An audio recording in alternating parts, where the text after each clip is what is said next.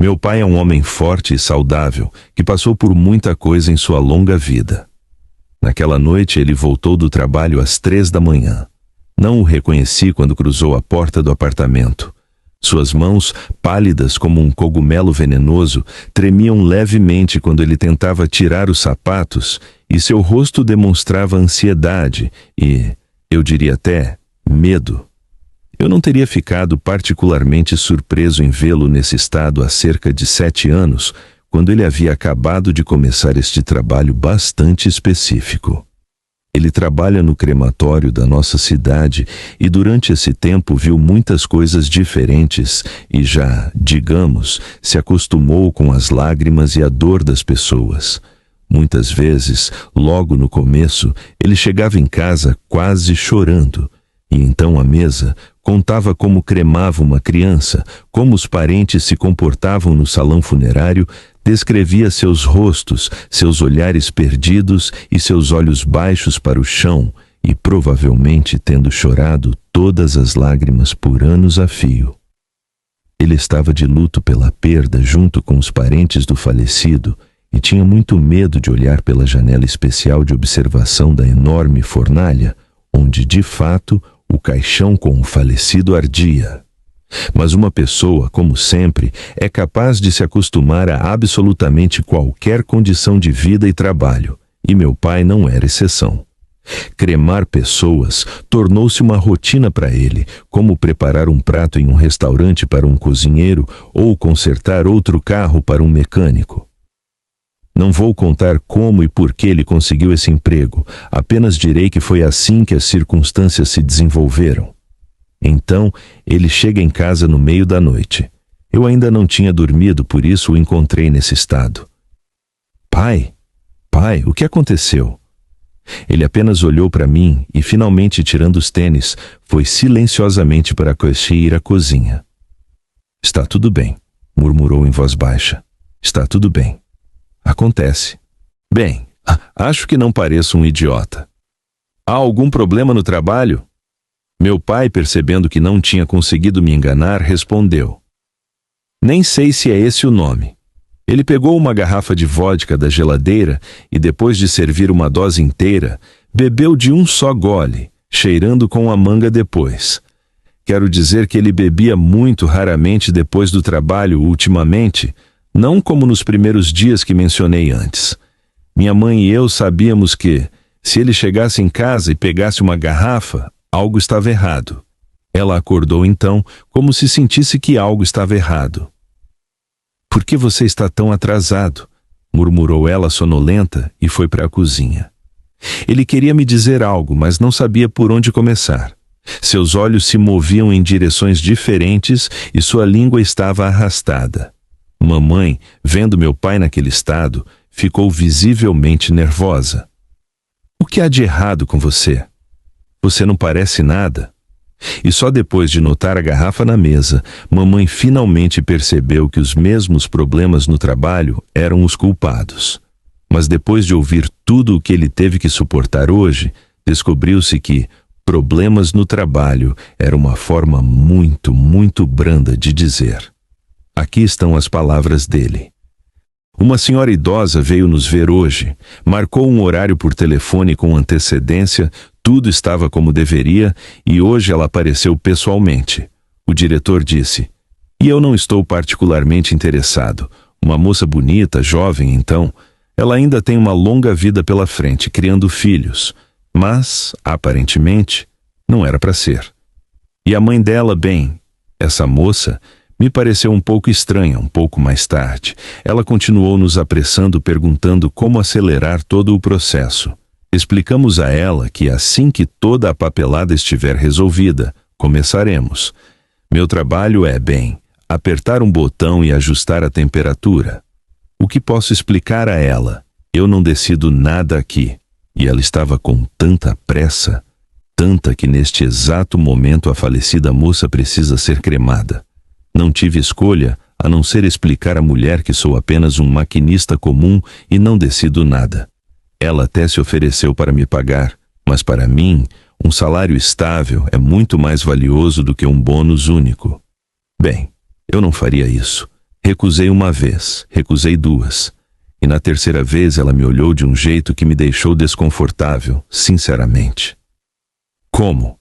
Swingle perguntou a mãe dele novamente. Eu nem sei como explicar, como se eu tivesse arruinado a vida dela inteira. Ela se virou e saiu, batendo a porta com tanta força que ela quase caiu das dobradiças. Eu fico ali, observando-a ir embora, e olho para Mark com o canto do olho. Mark é colega do meu pai, e ele apenas gira o dedo na têmpora e você olha para a porta bamba. Bem, foi aí que o encontro com essa senhora nada agradável terminou, e continuamos nosso trabalho.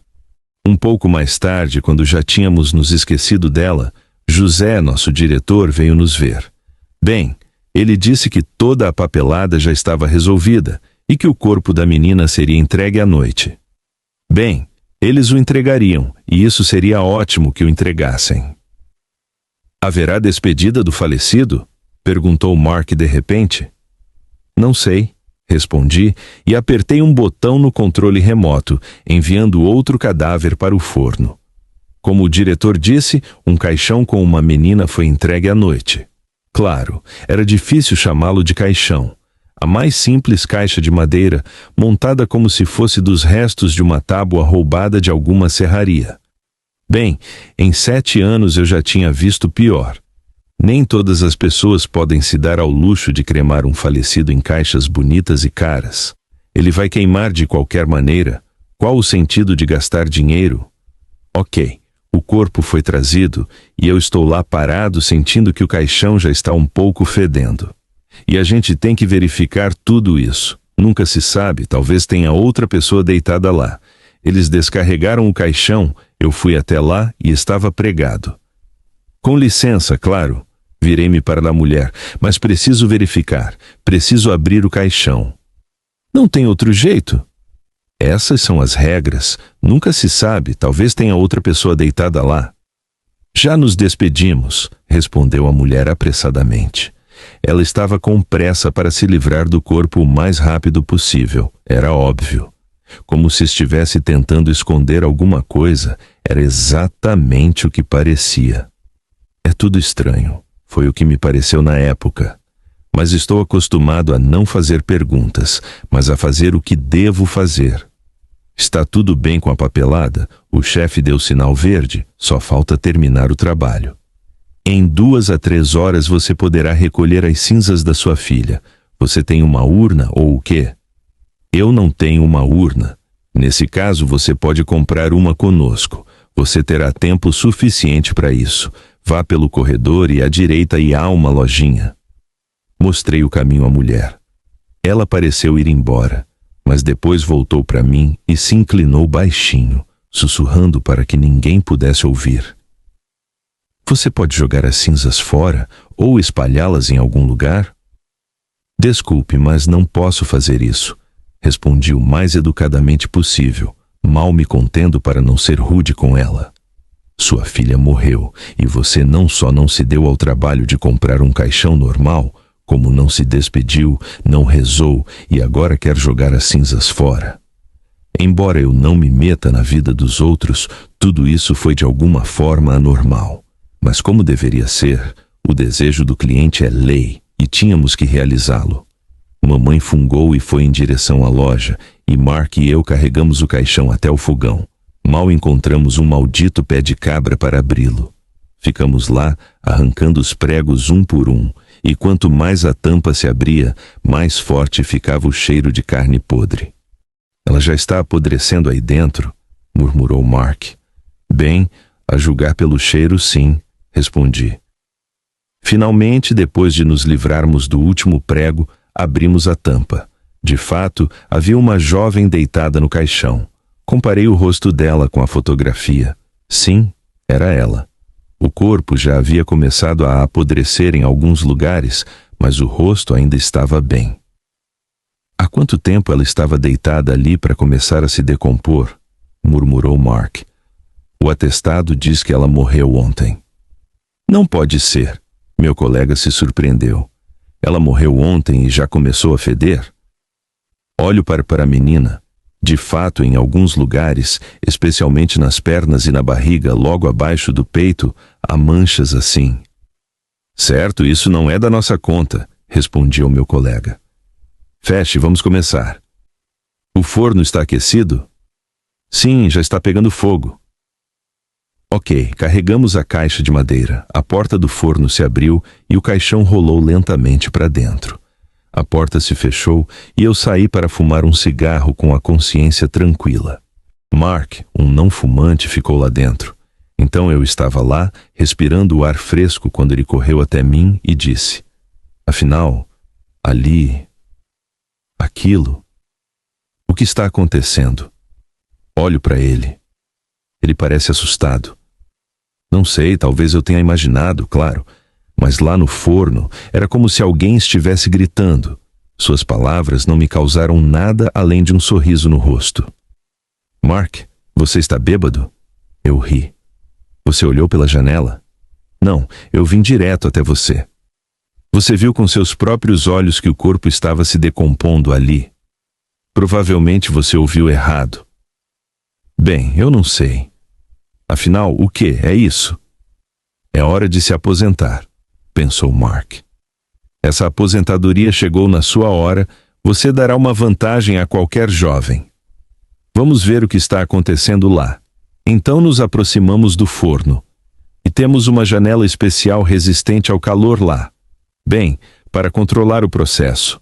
Abro, olho para dentro. Há um caixão queimado, não há fogo. Tudo está fumegando, ardendo lentamente, mas não queimando. E pelo menos no painel de controle, há um desligamento automático de gás no forno. O que está acontecendo aí? Zrenia perguntou Mark. Trabalho aqui há tantos anos. Esta é a primeira vez que me deparo com algo assim. Examinei tudo e verifiquei 2 vezes. Então, tentei ligar o forno novamente. Tudo lá dentro começou a zumbir e línguas de fogo apareceram na janela de visualização. Que estranho, sussurrou Mark. O que você esperava? Às vezes, equipamentos podem ser caprichosos. Funcionou perfeitamente por tantos anos e então resolveu quebrar. Bem, coincidências acontecem. Não tinham se passado nem 5 minutos quando a tal história se repetiu. Quando decidimos retirar o caixão queimado e ligar o forno sem ele, funcionou muito bem. Pensamentos ruins começaram a me invadir. De qualquer forma, aquecemos bem e o caixão entrou novamente. Parecia que tudo estava pegando fogo. Não me afastei da janela, observando para garantir que nada se apagasse.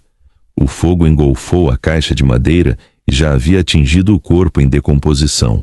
Então, olhei e notei como a mão se movia perto do cadáver. Era extremamente difícil de notar, mas mesmo assim, notei. A princípio pensei que sim. Bem, tétano lá dentro, o que você vê aí? Então me tranquilizei. Mas quando o fogão apagou novamente e a luz vermelha acendeu no controle remoto, o rosto queimado da garota já estava me encarando pela janela. Só precisei desviar o olhar por um segundo. Mark queria algo de mim. E me virei, e na minha frente estava uma caneca naquela janelinha, tão assustadora que quase caí. Havia algo vivo no fogão. Juro, não era aquela garota morta. Quem era? Zrenia perguntou mamãe. Espera aí, você não bebeu no trabalho, bebeu? Zrenia, ela não acreditou nele. E eu mesma tive dificuldade em entender o que meu pai estava me dizendo agora. Você é completamente idiota? Eu não bebo no trabalho. Você não acredita em mim, acredita? Vamos lá, pai, está tudo bem, eu disse. O verdadeiro diabo estava me encarando pela janela, juro por Deus. Um corpo humano feminino nu, queimado, carbonizado, com os seios balançando. Primeiro, a cabeça era maior do que a de um humano normal. E segundo, não havia olhos, boca ou nariz no rosto. Tudo estava coberto de pele carbonizada. E a caneca em si parecia cortada em 2 partes, preta no meio, e nessa linha parecia que tinham sido costuradas minhocas e vários insetos. Não acredita em mim? Espere um segundo, agora você vai acreditar. Meu pai foi até o corredor e tirou um celular do casaco. Ele me encarou daquele jeito por cerca de 1 minuto, até que consegui tirar uma foto dele. A foto que meu pai me mostrou me deixou de cabelo em pé, e minha mãe até gritou. Imediatamente descartei o Photoshop, a edição e o resto, porque meu pai, assim como seus colegas, são uns completos idiotas com seus celulares, e ainda mais com computadores. E por que ele faria isso no trabalho? Eu já tinha ido à casa do meu pai muitas vezes e entendi que a foto mostrava exatamente o mesmo fogão e seu reflexo assustado com um celular nas mãos. Não havia dúvidas sobre a autenticidade da foto e, já entendendo que tudo aquilo era real, continuamos ouvindo a história do meu pai. "O que é isso?" gritou Mark, e imediatamente após essas palavras o rosto assustador desapareceu da janela. Ouviam-se pancadas vindas da fornalha, pancadas fortes. O que quer que estivesse lá dentro queria muito sair, mas as paredes grossas e a mesma porta se seguravam com firmeza. Ligue mais rápido, está ouvindo?" Mark gritava, e eu fiquei ali parada como uma idiota, olhando para todo aquele pesadelo. Meu cérebro simplesmente desligou completamente e perdi o controle do meu trabalho. Foi quando Mark correu para o painel de controle e apertou o botão de iniciar. Tudo lá dentro pegou fogo e houve um rugido tão selvagem. Sinceramente, pensei em cagar nas calças ali mesmo, na sala de máquinas. Não consigo nem descrever em palavras como foi, entende? Algum tipo de rugido de locomotiva misturado a centenas, se não milhares de gritos humanos. "Por que você estava parado aí? Você deveria ter corrido para o inferno!" swingou minha mãe.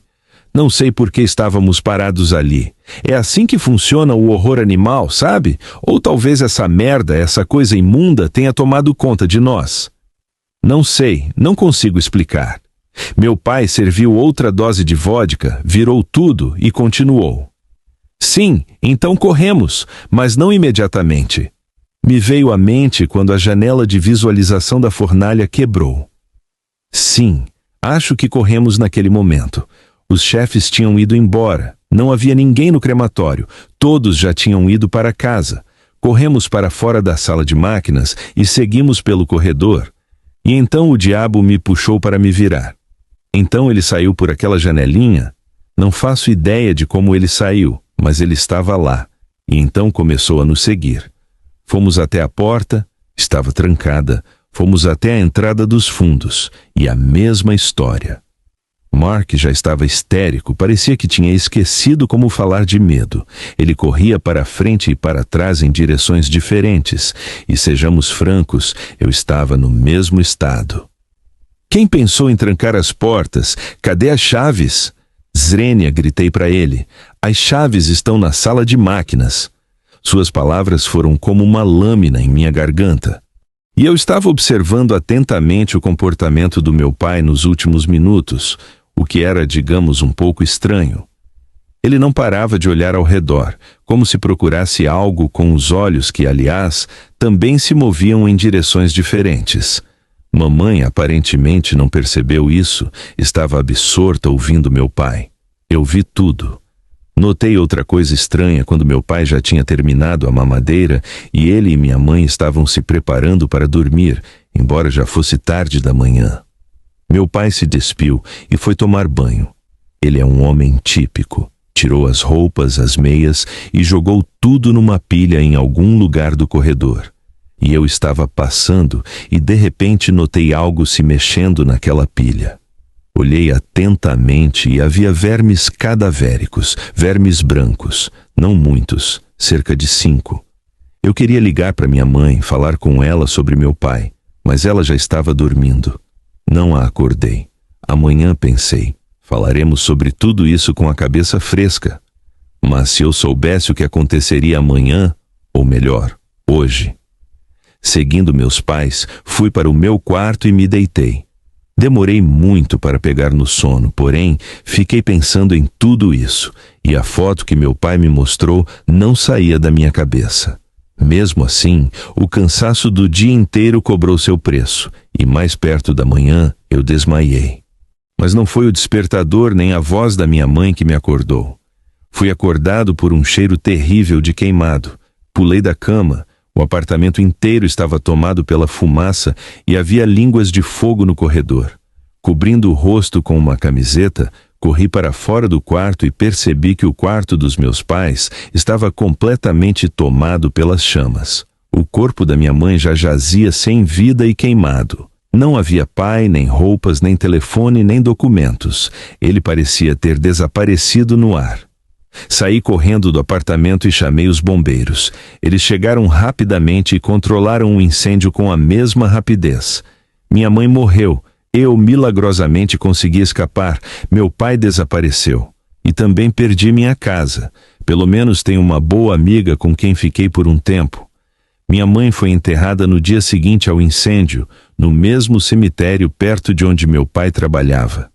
O que foi onde ele está agora? Não sei. Mas consigo imaginar por que aquela mulher estava com tanta pressa em queimar o corpo no crematório. Afinal, algum espírito maligno vivia no corpo da menina, e quando restaram apenas cinzas do corpo dela, esse espírito maligno saiu e levou meus pais. Embora talvez ele esteja vagando por perto no corpo do meu pai, apenas esperando o momento de fazer algo terrível.